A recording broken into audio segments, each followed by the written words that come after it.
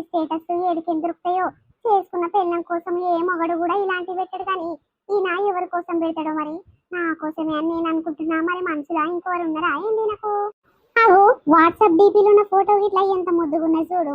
ఈ పిల్లగానికి ఎటువంటి పిల్ల దొరుకుతుందో గాని అదృష్టవంతురాలే.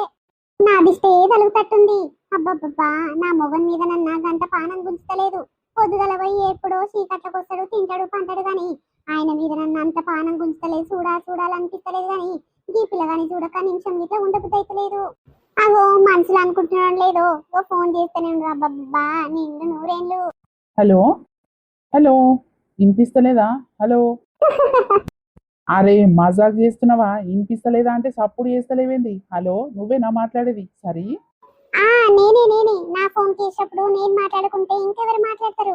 అబ్బా, నీ నోటి నుండి సరి అనొస్తే ఎంత బాగా అనిపిస్తుందో. అగో నిజంగా కడుపు నిండా తిన్నట్టే అనిపిస్తది. అబ్బో అంతేనా? మరి ఇయ్యల్లా తినకు, మరి తినకుంటుంటావా?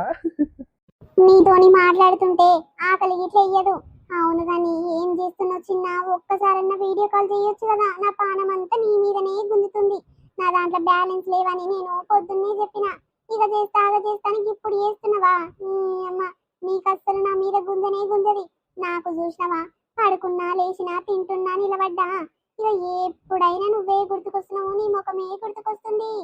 అరే అంతేనా? మరి అసుంటామవైతే జరసేపు ఉండు, సరి జరసేపు ఉండు మా ఇంట్లో అనంటే నా మాట వినిపించుకున్నావా? నేను పోవాలో మా ఇంటికి నేను పోవాలని